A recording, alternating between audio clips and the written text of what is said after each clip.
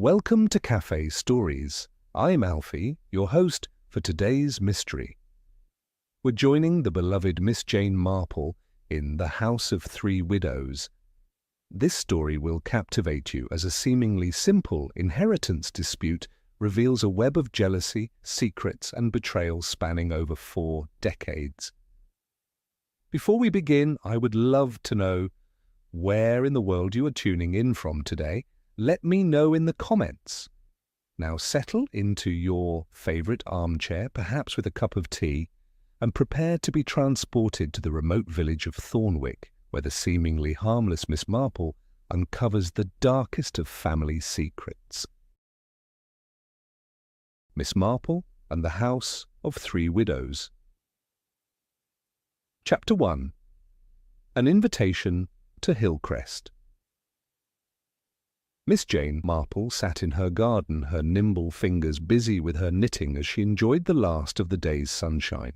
The roses were particularly fine this year, and she had been engaged in the pleasant occupation of dead-heading the spent blooms when the afternoon post had arrived.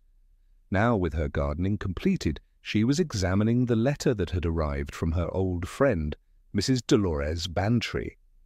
It was written in Dolores's characteristic flowing hand, not quite as steady as it once had been, but still instantly recognizable. "Most curious circumstances," she read. "I am visiting my cousin in Thornwick, such a remote place, quite in the mountains, and there is a situation which I believe would interest you greatly. 3 sisters living in a grand old house, all widows if you can imagine, and now the youngest has died most suddenly." Miss Marple's faded blue eyes narrowed slightly as she continued reading. "Nobody speaks of anything untoward, of course, but there are whispers. There always are in these small villages, as you well know. The remaining sisters are quite the characters. Agatha, the eldest, is formidable, rather like old Lady Harrington, who used to terrify the village children. The middle one, Beatrice, follows her about like a shadow. They say the dead sister, Cecilia was her name, was the only one with any spirit."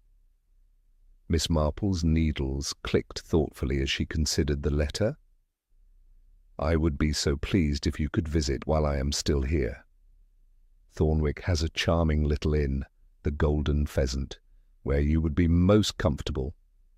The house, Hillcrest Manor they call it, quite overlooks the village. Do say you'll come. I have a feeling there is something here that requires your particular gift for observation." A slight smile touched Miss Marple's thin lips. Dolores had always been one for dramatic statements, even in their school days. Yet her friend was not unintelligent, and if she sensed something amiss. 3 days later, Miss Marple descended from the local train at the small Thornwick station. It had been a tiring journey, with 2 changes and a final stretch on a branch line that seemed to stop at every conceivable hamlet. The station was little more than a platform with a small waiting room, and for a moment Miss Marple wondered if she had been forgotten. "Miss Marple? I am Dr. Henderson." She turned to find a middle-aged man with greying hair and a weathered face approaching her. He had the look of a country doctor, observant eyes that missed little, and a manner that combined authority with approachability. "Mrs. Bantry sends her apologies. She has been detained at Hillcrest Manor and asked if I might collect you. I was coming to the station in any case." "How very kind," said Miss Marple, allowing him to take her modest suitcase. "It is most accommodating of you, Dr. Henderson." As they walked toward his car, she noticed a slight tension in his manner. It was nothing overt, but Miss Marple had spent a lifetime observing the small betrayals of human behavior. "You are the local physician here in Thornwick?" she inquired mildly. "For 25 years now," he confirmed, helping her into the passenger seat. "One gets to know everyone in a place this size, every ailment, every family secret." There was something in his tone that caught Miss Marple's attention. She waited, knowing from experience that silence often encouraged revelation more effectively than questions. "I understand you're here to visit Mrs. Bantry," he continued after a moment, starting the car. "She's staying with the Thorndikes up at Hillcrest." "Yes, Dolores mentioned 3 sisters in her letter, though I understand one has recently passed away." The doctor's hands tightened almost imperceptibly on the steering wheel. "Cecilia Thorndyke, yes, most unfortunate." "Was she ill for long?" asked Miss Marple, in the gentle, slightly vague manner that so often led people to underestimate her. "That's just it," said Dr. Henderson, and then seemed to check himself. "A sudden illness, nothing that should have been... Well, these things happen as we age." They were passing through the village now, a picturesque collection of stone cottages clustering around a small green and an ancient church. Beyond, on a hill that commanded views across the valley, stood a large Victorian house, its grey stone facade softened by climbing roses and wisteria. "Hillcrest Manor," said the doctor, following her gaze. "The Thorndyke sisters have lived there all their lives. Their father built it in more prosperous times." "How sad that they should lose one of their number," observed Miss Marple. "Yes," said Dr. Henderson shortly. After a moment he added, "Mrs. Bantry mentioned you have some experience with unusual circumstances." "Oh dear, I am afraid Dolores exaggerates," Miss Marple replied, looking faintly embarrassed. "One does see a surprising amount of human nature in village life. People are much the same everywhere, I find." The doctor glanced at her with an expression that suggested he was reassessing his initial impression. "Perhaps they are, Miss Marple," he said quietly. "And perhaps that's precisely what troubles me about this situation." As they approached the inn, Miss Marple gazed up at the distant house on the hill. Something in the doctor's manner, in the atmosphere of the village itself, suggested disquiet beneath the peaceful surface. The 3 widows of Hillcrest Manor, now only 2, seemed to cast a long shadow over Thornwick. Miss Marple settled her hat more firmly and prepared to meet her old friend, her mind already sifting through the subtle undercurrents she had detected. Chapter 2. The 3 Sisters. Miss Marple had scarcely settled into her comfortable room at the Golden Pheasant when Mrs. Bantry arrived in a flurry of excitement. Despite the passing years, Dolores Bantry maintained the energetic manner that had characterized her since youth, though her once dark hair was now completely silver. "Jane, how wonderful to see you!" she exclaimed, embracing her old friend. "I was detained at Hillcrest. Such a to-do about the will, or rather the absence of one." "No will has been found?" inquired Miss Marple, offering Mrs. Bantry a seat by the window overlooking the village green. "None that anyone can locate. Agatha, that's the eldest, insists Cecilia must have left one, but the solicitor has been through everything twice over." Mrs. Bantry lowered her voice. "The atmosphere up there is positively stifling. I'm convinced there's more to Cecilia's death than meets the eye." Miss Marple's needles began their rhythmic clicking as she took up her knitting. Dr. Henderson seemed somewhat concerned when he collected me from the station. "Did he indeed?" Mrs. Bantry looked thoughtful. "He attended Cecilia at the end, you know. Cardiac failure was the official verdict, but I've noticed he's been rather attentive to Beatrice lately. That's the middle sister." The following morning dawned bright and clear. After a simple breakfast, Miss Marple set out for Hillcrest Manor, having accepted an invitation to tea.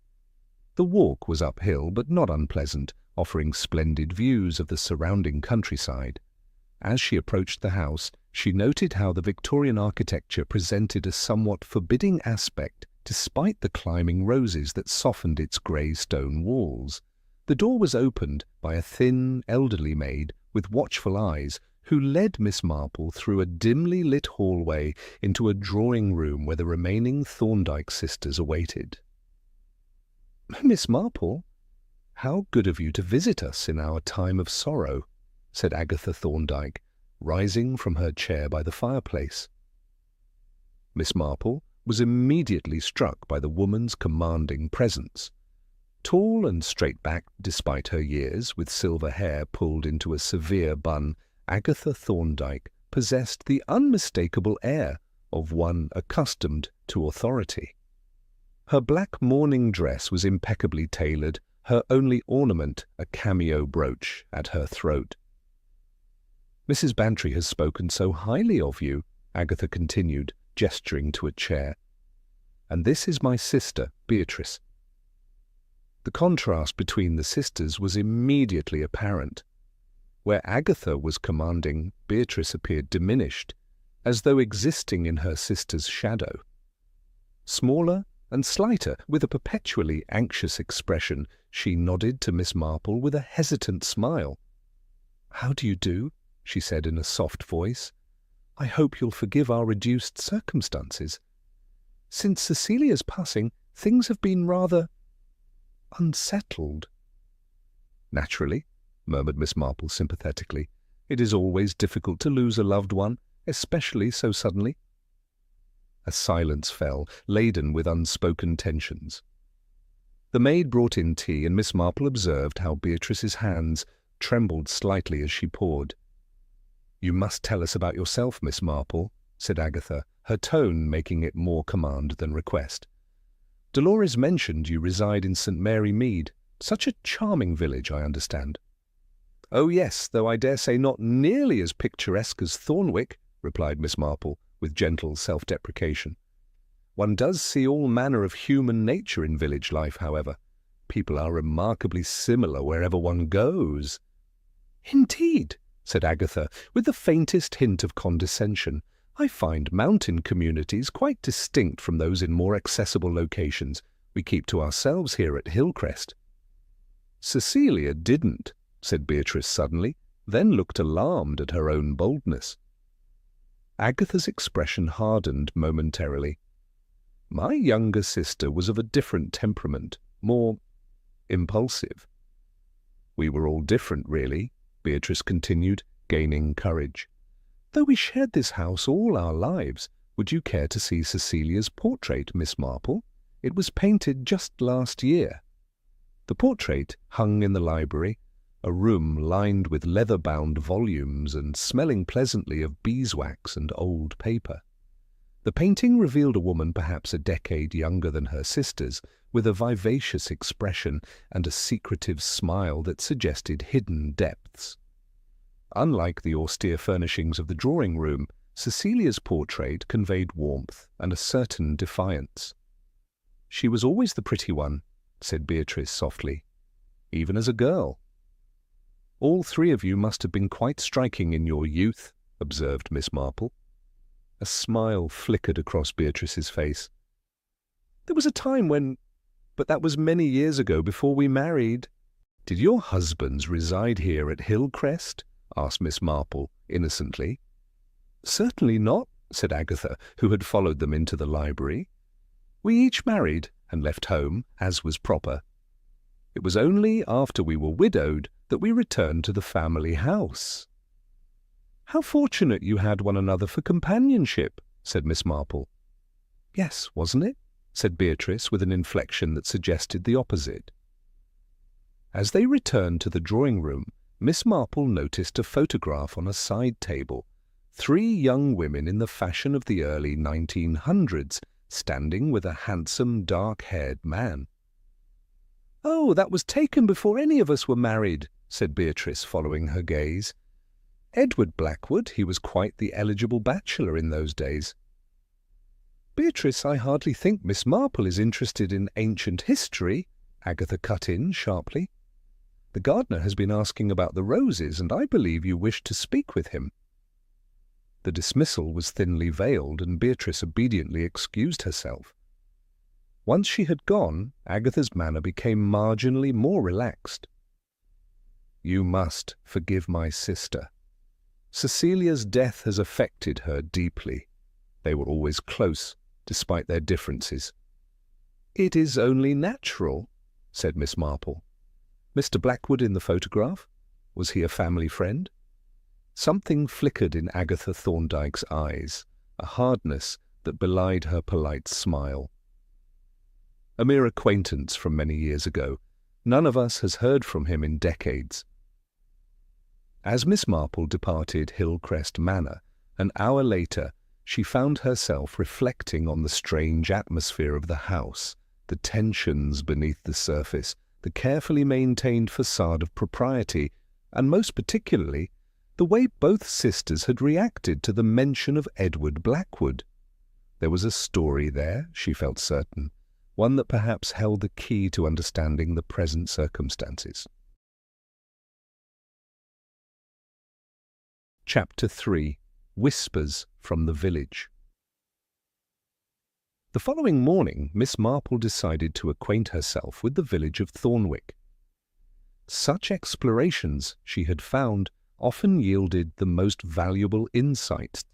Small communities like St. Mary Mead invariably harboured a wealth of information beneath their tranquil surfaces. She began at the village shop, a quaint establishment that served as both post office and general store. A bell tinkled pleasantly as she entered, and the shopkeeper, a rosy-cheeked woman of middle years, looked up with friendly curiosity. "Good morning," said Miss Marple. "I wonder if you might have any lavender soap? I find I've neglected to pack mine." "Of course, madam," the woman replied, reaching beneath the counter. "You're staying at the Pheasant, aren't you? Mrs. Bantry's friend from, was it St. Mary Mead?" "Why, yes," said Miss Marple, appearing pleasantly surprised. News travels quickly in Thornwick. The shopkeeper, who introduced herself as Mrs. Pringle, smiled knowingly. "Not much happens here that isn't known by tea-time, especially with visitors to Hillcrest. I understand you called on the Thorndyke sisters yesterday." "Yes, such a magnificent house," Miss Marple remarked, her tone one of innocent admiration, though tinged with sadness, of course, after their recent loss. Mrs. Pringle's expression became more guarded. "A terrible shock, Miss Thorndyke, passing so sudden-like. She was the youngest, you know, and always seemed the most robust of the three." "Indeed? I gathered she was of a somewhat different temperament than her sisters." "Oh my, yes," Mrs. Pringle leaned forward slightly, lowering her voice. "Much more spirited. Used to go to London regularly, even in recent years. Always brought back the most elegant things. Not that she ever said much about her trips." "How interesting," murmured Miss Marple. "Were her sisters not similarly inclined to travel?" "Miss Agatha?" "Hardly," Mrs. Pringle sniffed. "Hasn't left Thornwick in 20 years, I shouldn't think. And Miss Beatrice follows her about like a lamb." The conversation was interrupted by the arrival of another customer, but not before Mrs. Pringle mentioned that the church would be open that morning, should Miss Marple wish to visit.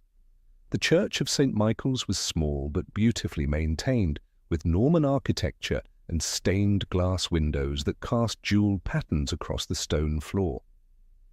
Miss Marple had just finished admiring a particularly fine example when she became aware of another presence. "It's 14th century," said a gentle voice behind her. "The glass, I mean." She turned to find a tall, thin man in clerical attire regarding her with a kind expression. "Reverend Thomas Hadley," he introduced himself. "You must be Miss Marple. Mrs. Bantry mentioned you might visit our little church." "How kind of her," said Miss Marple. "You have a charming village, Reverend Hadley." "Thank you. We're rather fond of it, despite, or perhaps because of, its isolation." He gestured toward a memorial plaque. "The Thorndykes have been prominent parishioners for generations. A great loss, the passing of Miss Cecilia." "I understand it was quite unexpected," ventured Miss Marple. The vicar's expression became thoughtful. "Yes, though perhaps not entirely surprising to those who knew her well, Cecilia Thorndyke lived with certain pressures." "Family pressures, you mean?" "Thornwick can be a confining place for a spirit like hers," he replied diplomatically. "My wife often said Cecilia seemed to have one foot in our world and one somewhere else entirely. Perhaps you'd care to take tea with us. Martha would be delighted to make your acquaintance." The vicarage was a modest cottage adjacent to the church, filled with books and simple, well-loved furniture. Mrs. Hadley proved to be a cheerful, practical woman who served tea and homemade scones with evident pleasure in receiving a visitor. "I was just telling Miss Marple about the Thorndikes," the vicar explained. "Ah," said Mrs. Hadley, her expression sobering. "A difficult situation. Were you acquainted with Miss Cecilia by any chance?" "I'm afraid not," replied Miss Marple. "Though I've met her sisters now, there seems to have been quite a contrast between them." "Like chalk and cheese," agreed Mrs. Hadley, "especially in recent months. There was a visitor, you know, not long before she died, a stranger to the village, a well-dressed woman who called at Hillcrest and left rather abruptly. The very next day, according to Agnes, she helps with the cleaning there. Miss Cecilia and Miss Agatha had the most dreadful argument." "Martha," her husband cautioned gently. "Well, it's hardly a secret, Thomas. The whole village heard about it from Agnes, who said they were shouting so loudly she could hear them from the downstairs pantry. Something about bringing shame on the family name and are opening old wounds." "Did Agnes happen to mention what precisely the disagreement concerned?" asked Miss Marple. "Unfortunately not," said Mrs. Hadley, "though she did say that afterward Miss Cecilia locked herself in her room for hours, and the very next day she sent for Mr. Graves." "The solicitor," explained Reverend Hadley, seeing Miss Marple's questioning look, "who handles the Thorndyke affairs." As Miss Marple walked back to the inn later that afternoon, she found herself comparing the situation to one she had encountered in St. Mary Mead some years before. Old Mrs. Ellington had kept a secret for decades, a secret that had led to 3 broken engagements, and ultimately a death that many had considered natural until certain facts came to light. Miss Marple, just the person. She looked up to find Dr. Henderson approaching from the direction of Hillcrest Manor. "I've just been attending Miss Beatrice," he explained. "She's been rather unwell since her sister's passing. Anxiety, primarily, though there may be an underlying cardiac issue that bears watching." "How distressing," said Miss Marple. "I found her seemed somewhat overwrought during my visit." "Indeed?" The doctor hesitated. "Miss Marple, I understand from Mrs. Bantry that you have some experience with unusual circumstances. I wonder if I might speak frankly."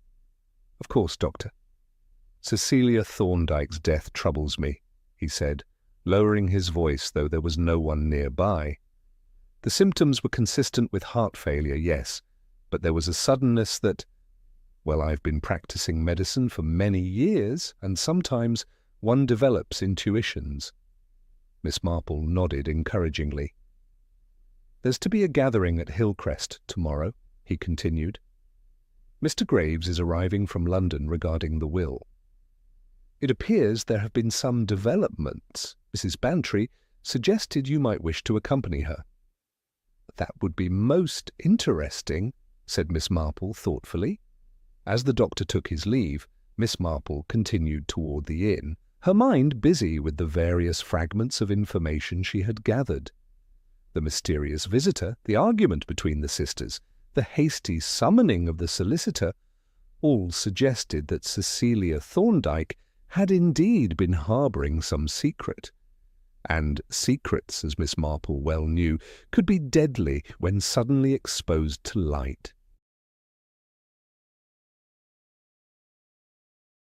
Chapter 4. The Hidden Will.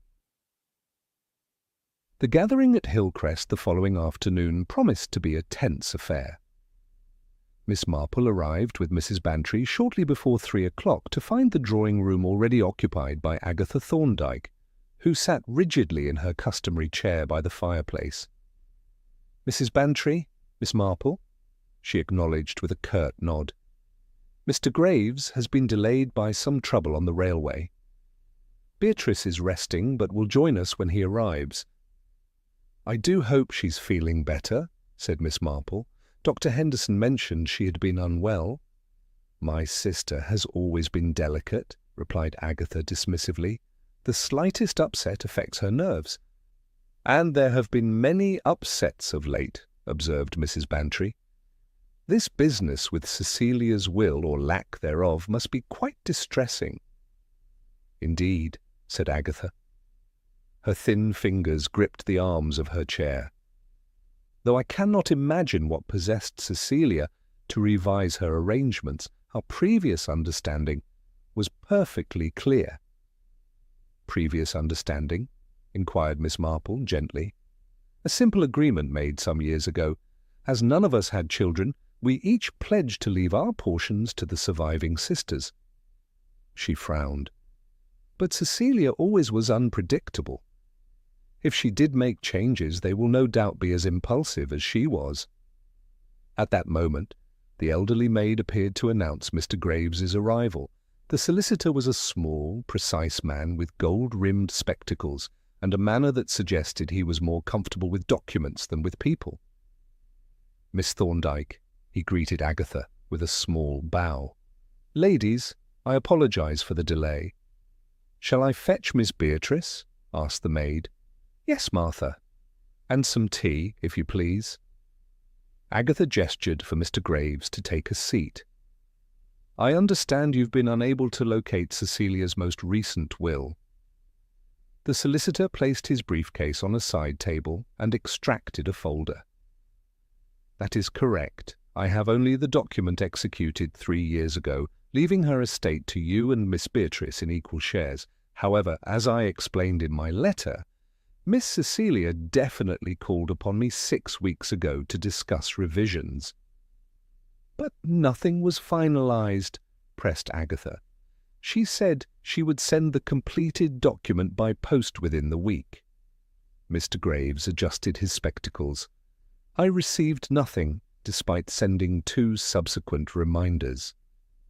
Beatrice entered quietly, looking pale and drawn in her black dress. She took a seat near the window, slightly apart from the others. "As things stand," continued Mr. Graves, "we must proceed with the earlier will unless new documentation can be found. I've taken the liberty of searching Miss Cecilia's study with Martha's assistance, but without success." "Perhaps she changed her mind," suggested Agatha, though her tone lacked conviction. "That would be most uncharacteristic," said Mr. Graves. "Miss Cecilia was most emphatic about her intentions." "Did she happen to mention the nature of these revisions?" asked Miss Marple innocently. Mr. Graves hesitated. "I am not at liberty to discuss the specific contents of our conversation. Professional confidence, you understand. However, I can say that she indicated her wishes had altered significantly in recent months. Tea was brought in, and the conversation turned to procedural matters of the estate. Miss Marple, observing the proceedings, noticed how Beatrice seemed increasingly distracted, her gaze frequently drifting toward the door as though expecting, or perhaps dreading, someone's arrival. When the meeting concluded an hour later, Agatha suggested that Mrs. Bantry might like to see the gardens, which were particularly fine this time of year. As they departed, Beatrice unexpectedly approached Miss Marple. "I wonder if you might care to see some of my sister's collections," she said, her voice barely above a whisper. Cecilia had quite an eye for beautiful objects. Miss Marple accepted readily, and Beatrice led her through the corridor to a small sitting room that obviously had belonged to the youngest Thorndyke. Unlike the formal drawing room, this space reflected a more vibrant personality: comfortable chairs, colourful cushions, and shelves lined with ornate music boxes of various sizes and designs. "How charming!" exclaimed Miss Marple, examining a particularly elaborate example with gilt edges. "Such exquisite craftsmanship! Cecilia began collecting them after her husband died. explained Beatrice, each one from somewhere she had visited. She loved music, you see. It was one of many things that set her apart from Agatha and me. They're quite remarkable, said Miss Marple, noting how some appeared antique, while others were more modern. Did she have a favourite? Beatrice reached for a medium-sized box of rosewood decorated with mother-of-pearl inlay. This one played a waltz she particularly loved. She would— Her explanation was cut short by a sudden fit of coughing that left her gasping for breath. Miss Marple helped her to a chair, concerned by her pallor. "Shall I call for assistance?" "No, no," Beatrice insisted, though her voice was faint. "It will pass. It always does." By the time they rejoined the others for dinner, Beatrice appeared to have recovered, though she ate very little. The conversation remained largely superficial until coffee was served, when Beatrice suddenly slumped forward in her chair, her cup clattering to the floor. "Beatrice!" Agatha's voice was sharp with alarm as Dr. Henderson, who had been invited to dine, moved swiftly to examine the stricken woman. "She needs to be taken to her room immediately," he instructed. "This is more serious than her usual attacks." In the commotion that followed, Miss Marple found herself offering to assist. "I have some experience in nursing," she explained. "Perhaps I might sit with her while you fetch what you need, Doctor?" With Beatrice settled in her bed, breathing laboriously despite the doctor's ministrations, Miss Marple stationed herself by the bedside. The house had grown silent, the other guests having departed given the circumstances. From somewhere in the corridor she heard the sound of a door quietly opening and closing, followed by soft footsteps. Curious, Miss Marple stepped into the hallway. At the far end, she glimpsed Agatha's tall figure disappearing into what she recognized as Cecilia's sitting room. Following discreetly, she paused outside the door, which had been left ajar. Within, she could see Agatha methodically examining the collection of music boxes, opening each one, running her fingers along the bases and edges as though searching for something. Miss Marple retreated silently to Beatrice's room, her mind working through the implications of what she had witnessed. An hour later, as the household finally settled for the night, she returned to her room at the inn, still puzzling over the day's events. It was well past midnight when she was awakened by what seemed to be music, a faint, tinkling melody that she couldn't immediately place. Sitting up in bed, Miss Marple realized that the sound wasn't in her room at all, but a memory triggered by the day's events. The waltz from Cecilia's favourite music box. Where had she heard it before? Chapter 5. The Melody Reveals. Miss Marple awoke early the following morning, the half-remembered melody still lingering in her mind. After a light breakfast, she set out for Hillcrest Manor, ostensibly to inquire after Miss Beatrice's health, but with another purpose forming in her methodical mind. The elderly maid, Martha, answered the door, her expression harried. "Oh, Miss Marple, I'm afraid this isn't a convenient time. Dr. Henderson has been with Miss Beatrice since dawn, and Miss Agatha is quite beside herself." "I'm so very sorry to hear that," said Miss Marple, with genuine concern. "Is there anything I might do to help? I have some experience in sick rooms." Martha hesitated, then relented. "Well, Miss Agatha is with the doctor now, and there's no one to prepare fresh tea, if you wouldn't mind sitting with Miss Beatrice for a few minutes." The sick room was dimly lit, heavy curtains drawn against the morning light. Beatrice lay pale against the pillows, her breathing shallow but regular. She appeared to be sleeping, though not peacefully. Miss Marple took a seat beside the bed, her knitting needles clicking softly as she worked. After several minutes, Beatrice's eyelids fluttered open. She gazed at Miss Marple with momentary confusion before recognition dawned. "Miss Marple," she whispered, "how kind of you to come."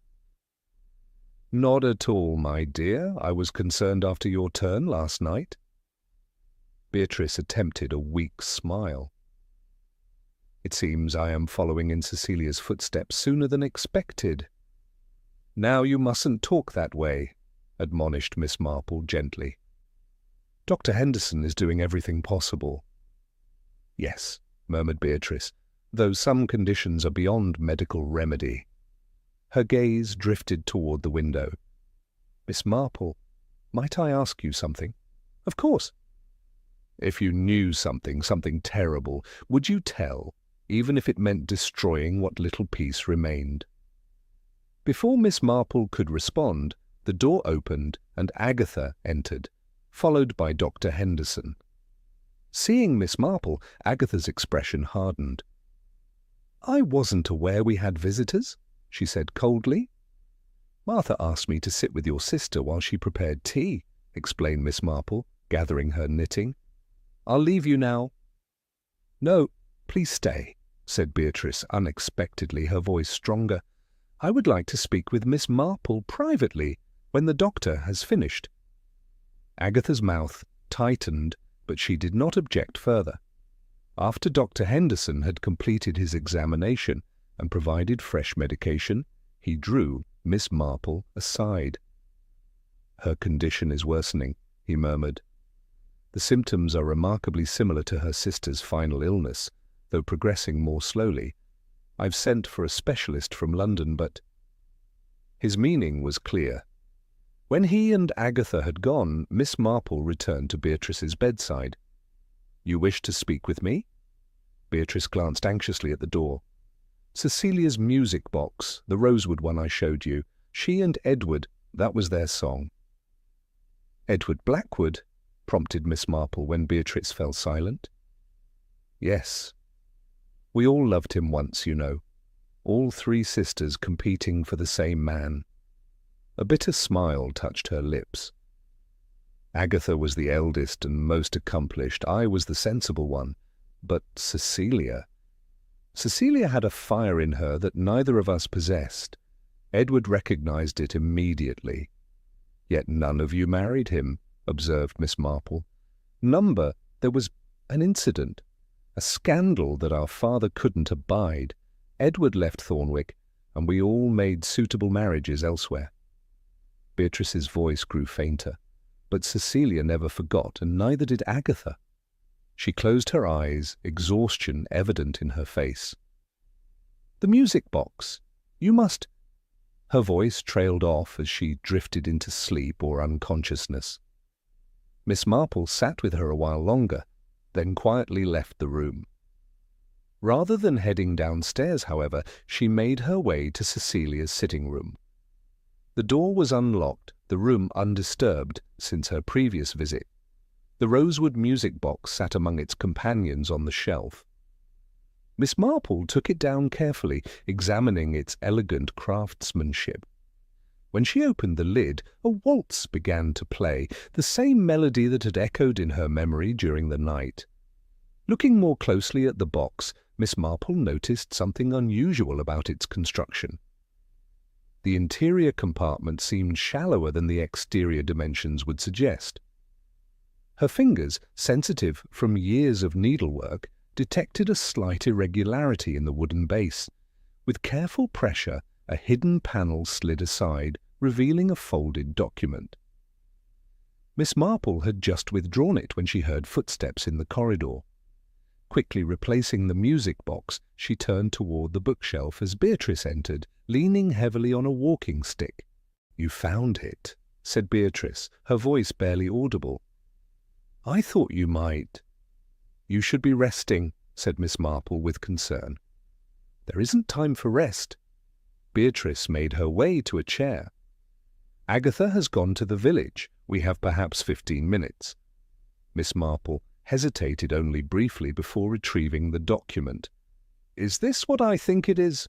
"Cecilia's will, the revised version she prepared after the visitor came." Beatrice's hands trembled. "Open it, please. I need to know if she did as she promised." The document was indeed a legal will, properly executed and witnessed. Miss Marple scanned its contents, her expression remaining carefully neutral despite her surprise at the primary beneficiary's name, Eleanor Blackwood. "Did you know of this Eleanor?" she asked Beatrice. "I suspected. The resemblance was unmistakable when she came. Those same eyes." Beatrice shook her head slowly. "Cecilia finally told me the truth after all these years. Eleanor is Edward's daughter." "And Cecilia's?" prompted Miss Marple gently. "Yes. Born in secret after he left Thornwick, given up for adoption but never forgotten. She found Cecilia somehow, a letter from a solicitor, I believe, after all these years." A fit of coughing interrupted her explanation. "You must return to bed," insisted Miss Marple. "Shall I replace the will?" "No," said Beatrice firmly, regaining her breath. "Keep it safe. Mr. Graves must see it. Cecilia wanted Eleanor to have everything. It was her way of making amends."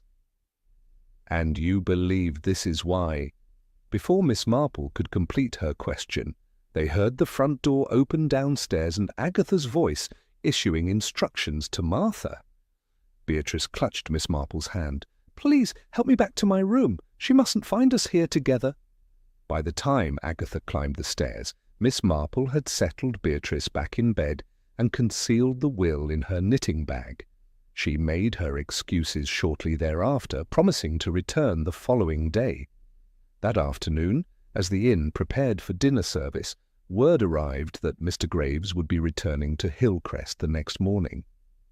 Mrs. Bantry, joining Miss Marple for tea in the parlour, was full of the latest development. "An urgent telephone call from London, I understand," she reported. "Something about Cecilia's estate. The whole village is talking of nothing else." Miss Marple nodded thoughtfully. "I imagine they will have much more to discuss tomorrow." Chapter 6. The Daughter's Arrival. The reading of Cecilia Thorndyke's newly discovered will took place in the drawing-room at Hillcrest the following morning. Miss Marple attended at Beatrice's specific request, though Agatha had made her displeasure at the arrangement quite clear. "A family matter," she had insisted when Mr. Graves arrived. "I see no reason for outsiders to be present."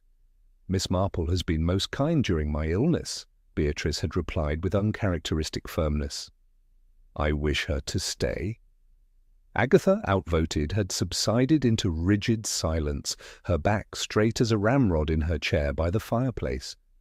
Dr. Henderson was also present, ostensibly to monitor Beatrice's condition, though Miss Marple had observed his professional interest in the proceedings.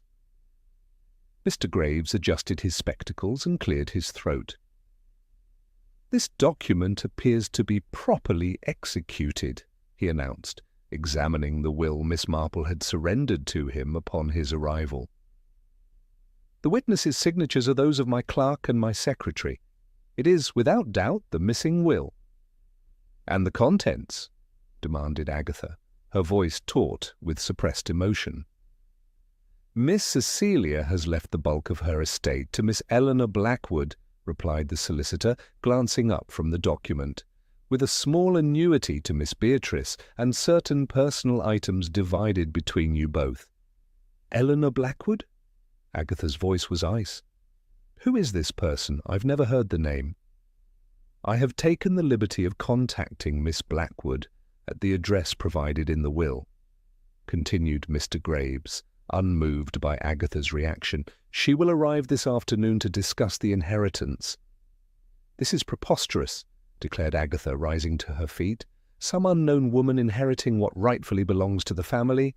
The will must be contested. Cecilia was clearly not in her right mind." "I'm afraid the document is quite clear and legally sound," replied Mr. Graves. "Miss Cecilia was of sound mind when she visited my office, and her instructions were most explicit." "Did she explain her connection to this Miss Blackwood?" inquired Dr. Henderson gently. The solicitor hesitated. "She indicated that it was a private matter of long standing. I did not press for details." Beatrice, who had remained silent throughout the exchange, suddenly spoke. "Agatha, we must accept Cecilia's wishes. She had her reasons." "Reasons?" Agatha turned to her sister, her face flushed with anger. What possible reason could justify disinheriting her own family in favour of a stranger? "Perhaps Miss Blackwood is not quite a stranger," suggested Miss Marple quietly. All eyes turned to her, and she continued with an air of gentle apology. "I couldn't help but notice the surname. The gentleman in the photograph, Mr. Edward Blackwood, was he perhaps related to this Eleanor?" A heavy silence fell over the room. Agatha's expression hardened as she turned to Beatrice. "You knew," she said, her voice dangerously low. "You knew about this person?" Beatrice met her gaze steadily. "I suspected. Cecilia confided in me shortly before she died." "And you said nothing?" Agatha's hands clenched at her sides. "After everything we've sacrificed to maintain this family's standing, to protect our name, you would allow this?" "It was Cecilia's right," replied Beatrice, her voice strengthening despite her physical weakness. "Her fortune to leave as she wished." The tense exchange was interrupted by Martha announcing luncheon. As they moved to the dining room, Miss Marple observed the rigid set of Agatha's shoulders, the concerned glances Dr. Henderson directed toward Beatrice, and the air of dignified resignation that surrounded Mr. Graves. Eleanor Blackwood arrived at precisely 3 o'clock that afternoon. Miss Marple, who had returned to the inn after lunch, accompanied Mrs. Bantry back to Hillcrest for what her friend described as the most interesting development Thornwick has seen in decades. The young woman who stepped into the drawing-room caused a momentary hush to fall over the assembled company. Of medium height and graceful carriage, she possessed a quiet self-possession that commanded attention without demanding it. But it was her features that drew Miss Marple's careful scrutiny, the distinctive curve of her brow, the set of her eyes, so strikingly reminiscent of the portrait in the library. "Miss Blackwood," said Mr. Graves, performing the introductions. "May I present Miss Agatha Thorndyke and Miss Beatrice Thorndyke, sisters of the late Miss Cecilia." "I'm very pleased to meet you," said Eleanor, her voice cultured and composed, "though I regret the circumstances." "Indeed," replied Agatha coldly. "We find the circumstances most regrettable ourselves." Mr. Graves hastily introduced the others, Dr. Henderson, Mrs. Bantry, and Miss Marple, before suggesting they all be seated. Martha brought in tea, and for several minutes the conversation remained painfully stilted, confined to observations about the journey and the weather. "You must be wondering about my connection to your sister," said Eleanor finally, addressing both Thorndykes, though her gaze rested more gently on Beatrice. "I think we can guess," said Agatha bitterly. "The resemblance is unmistakable." "Yes," agreed Eleanor without embarrassment. "I believe I take after my father in many respects, though I never knew him. My mother spoke of him often, however." "And your mother was?" inquired Agatha, though her tone suggested she already knew the answer. "Mary Harrington. She was a governess in London when they met." Eleanor set down her teacup. "She told me they had been deeply in love, but that his family situation was complicated. He had prior obligations he couldn't honourably break." "How convenient," murmured Agatha. "Miss Blackwood," interjected Miss Marple gently, "might I ask how you came to be in contact with Miss Cecilia?" Eleanor turned to her with a grateful smile. "My mother passed away last year. Among her papers I found letters from Miss Thorndyke, from Cecilia, dating back many years. It seems they had corresponded secretly since shortly after my birth. When I wrote to inform her of Mother's passing, she invited me to visit." "And you came," said Beatrice softly. "I remember now." You were the visitor that day in April." Eleanor nodded. "She told me everything then, about my father, about their relationship, about the circumstances that kept them apart.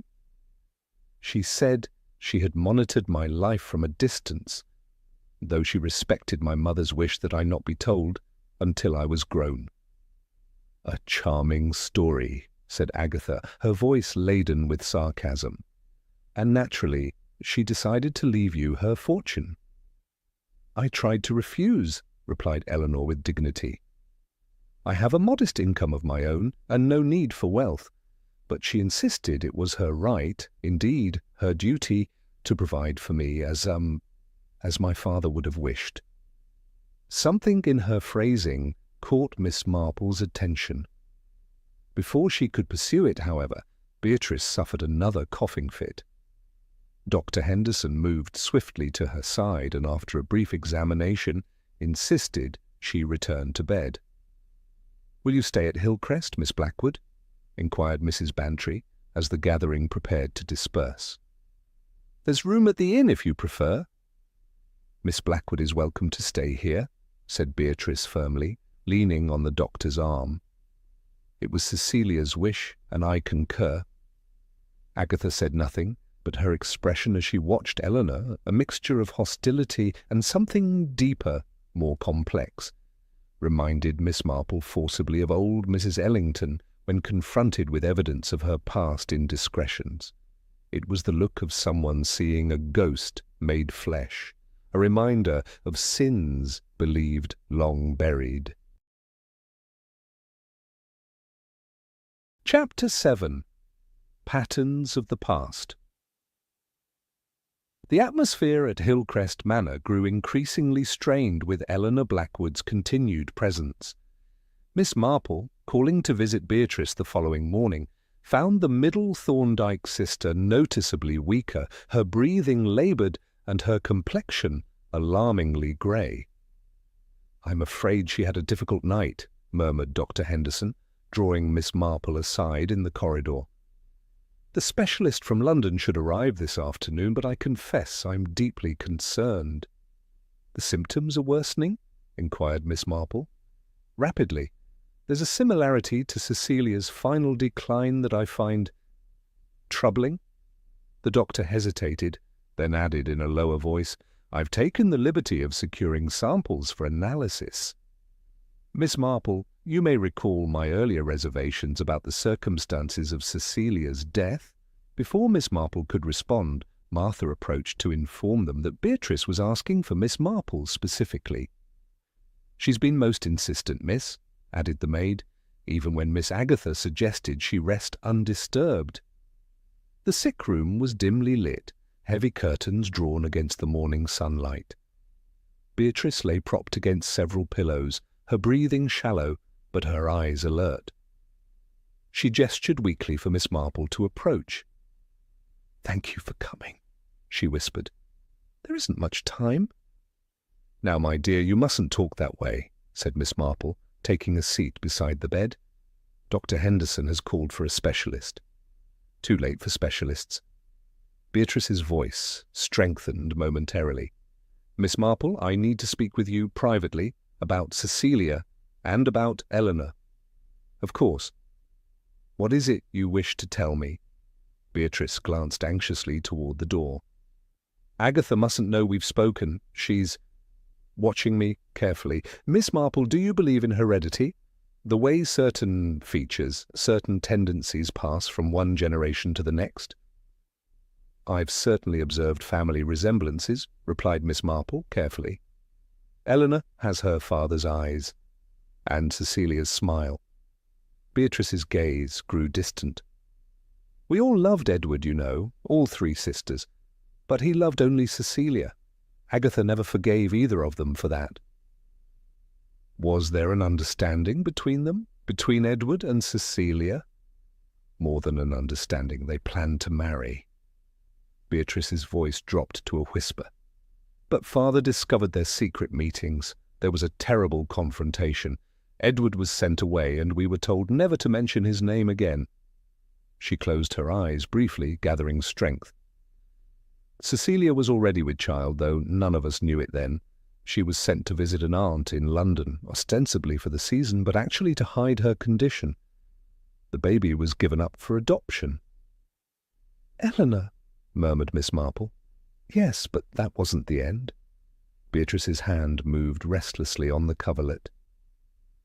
Cecilia never stopped loving Edward, and Agatha never stopped hating him or her for what she saw as a betrayal. Miss Marple, I need to show you something. In my prayer book on the dressing table. Miss Marple retrieved the worn leather volume and brought it to Beatrice, who fumbled with trembling fingers at a page marked with a faded ribbon. From between the leaves, she extracted a yellowed photograph showing a much younger Edward Blackwood with Cecilia, their heads close together, their expressions conveying unmistakable happiness. "Turn it over," whispered Beatrice. On the back, in faded ink, was written, "To my dearest B, guard our secret, and the promise we must keep. With eternal gratitude, C." "This was taken shortly before Eleanor was born," explained Beatrice. "Cecilia entrusted it to me, knowing I would keep it safe from Agatha." "And the promise you were to keep," prompted Miss Marple gently. "To ensure that Eleanor would someday know the truth about her parentage, and that she would receive what was rightfully hers." Beatrice's voice faltered. "I've kept a diary, Miss Marple. Everything is recorded there. The letters Cecilia received from Mary Harrington over the years, the visits Eleanor made to Cecilia in London when she was older." "Where is this diary now?" "Hidden in my needlework box, the false bottom." Beatrice's breathing became more laboured. "You must find it before Agatha does. She's been searching. She knows I suspect." The door opened abruptly and Agatha entered, her expression hardening at the sight of Miss Marple seated so close to her sister.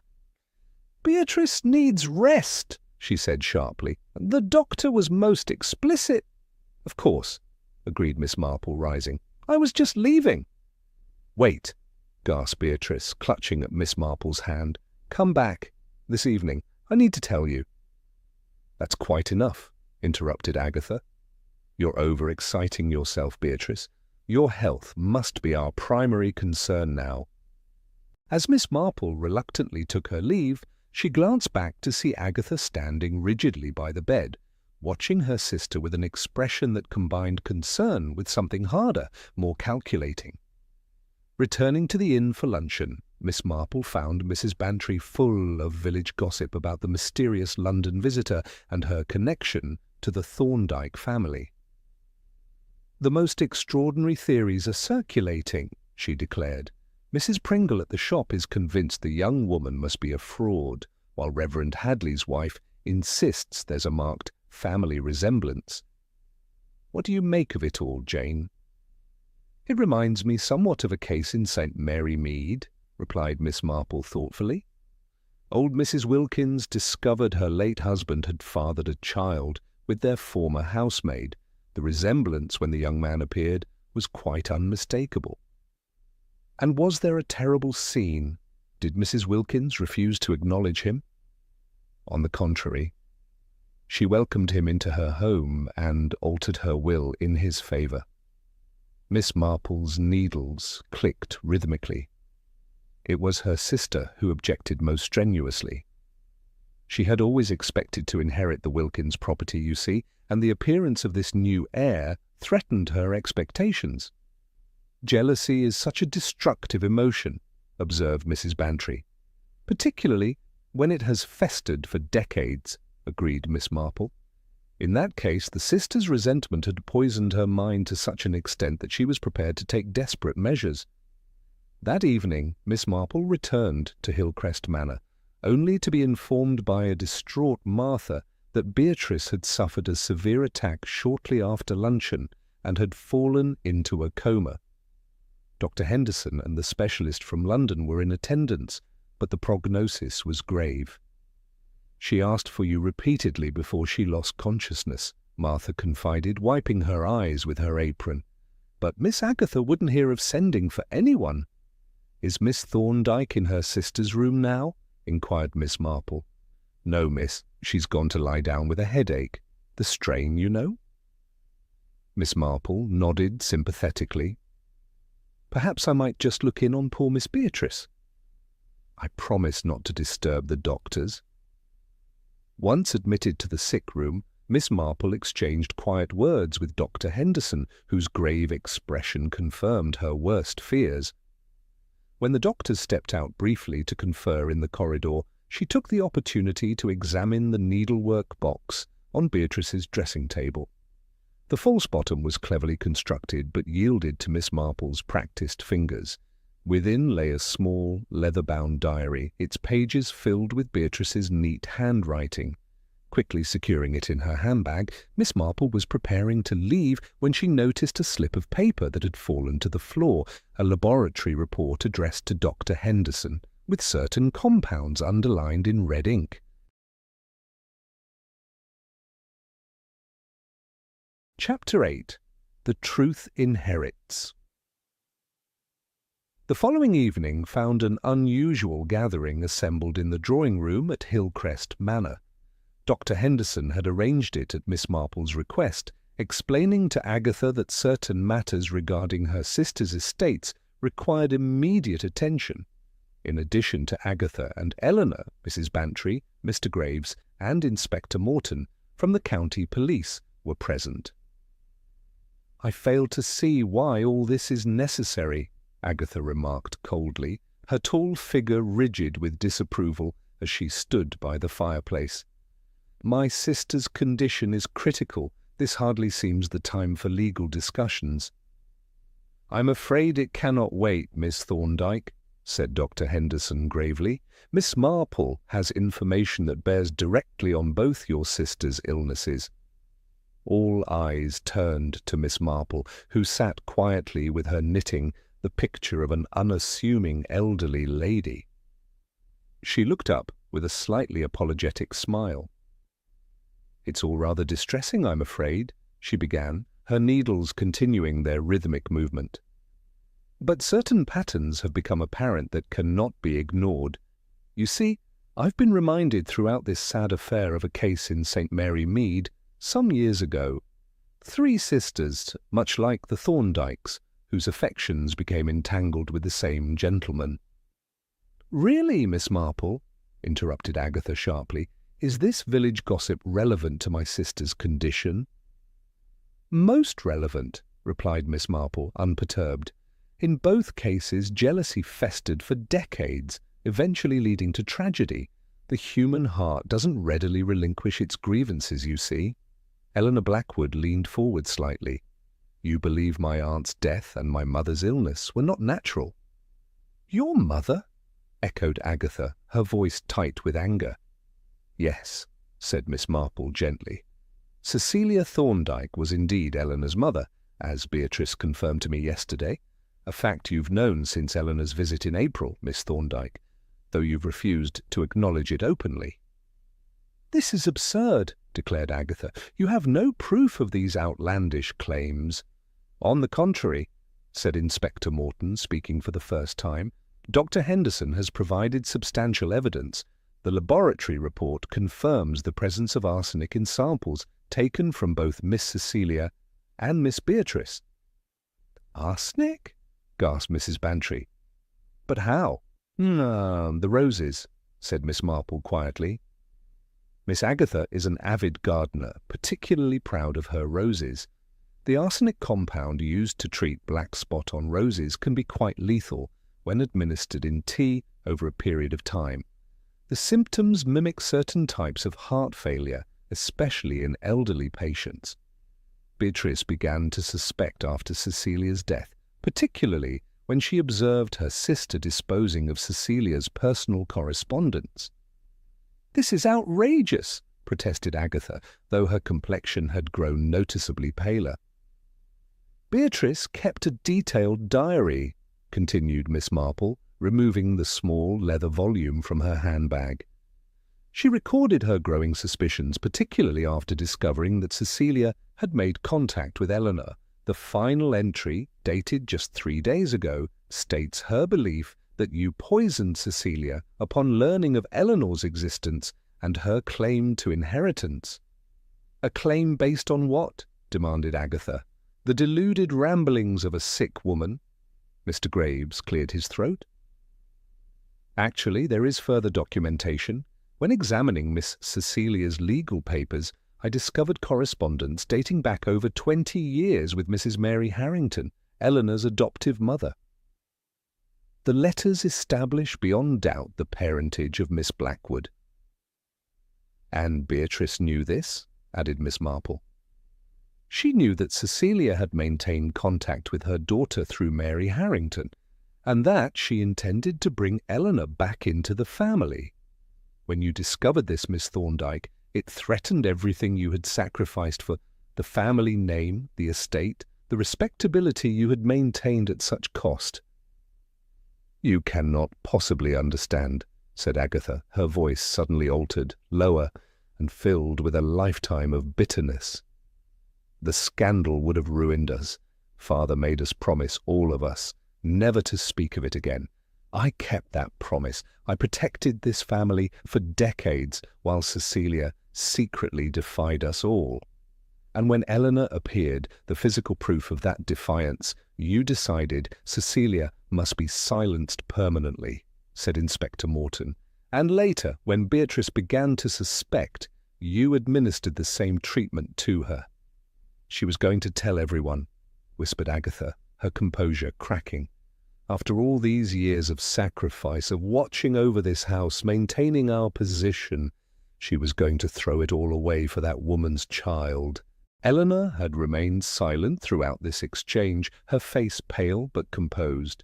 Now she spoke, her voice gentle but firm. They were in love, weren't they? My parents? That wasn't a crime. Love? Agatha's laugh was harsh. Edward Blackwood was a fortune hunter who turned to Cecilia when I refused him. I saw through his charm, his false promises. Father agreed with me, that's why he was sent away. But Cecilia always defied us, always did exactly as she pleased, regardless of the consequences. And you never forgave her for being chosen when you were not, said Miss Marple softly. Just as in the case of the Wilkins sisters, jealousy hardened into hatred over the years. Miss Thorndyke, said Inspector Morton formally, I must ask you to accompany me to the station. There are serious questions you must answer regarding your sister's illnesses. As Agatha was led from the room, her proud bearing finally broken, Eleanor turned to Miss Marple. How did you know? About the music box, about all of it.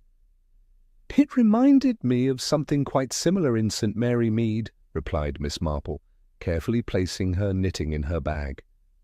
People are remarkably alike everywhere, you know. Human nature follows certain patterns: jealousy, love, the desire to protect family secrets. Beatrice understood this. That's why she ensured the will would be found, why she documented her suspicions even as she herself became a victim. Later that evening, as Miss Marple prepared to return to St. Mary Mead, Dr. Henderson brought news that Beatrice Thorndyke had passed away peacefully in her sleep. She held on just long enough, observed Miss Marple, gazing up at the darkened windows of Hillcrest Manor. Just long enough to ensure that the truth would inherit everything, not just the estate, but the full story of what happened all those years ago. A strange legacy, murmured Mrs. Bantry, who had come to see her friend off at the station. Perhaps, agreed Miss Marple, but truth often is. Eleanor will rebuild her life knowing who she truly is and where she comes from. That, I believe, is what Cecilia and Beatrice both wanted for her, freedom from the shadows of the past. The train pulled into the station, steam billowing in the evening air. As Miss Marple settled into her compartment for the journey home, she reflected that the pattern of human nature, once recognized, was remarkably constant. From St. Mary Mead to Thornwick, from the grandest manor house to the humblest cottage, the fundamental truths remained unchanged: love and hatred, jealousy and forgiveness, the desperate lengths to which people would go to preserve their secrets, and the inevitable way those secrets, like truth itself, eventually found their rightful inheritance. Thanks for joining us for The House of Three Widows. Did you suspect Agatha Thorndyke was behind the poisonings before Miss Marple revealed her as the jealous sister consumed by decades of resentment? Let me know your thoughts in the comments. If you enjoyed this adventure with Miss Marple, don't forget to hit subscribe for more mysteries daily. Until next time, remember Miss Marple's wisdom. Human nature follows the same patterns everywhere, and understanding those patterns is the key to uncovering even the most carefully hidden truths. This is Alfie signing off from Cafe Stories.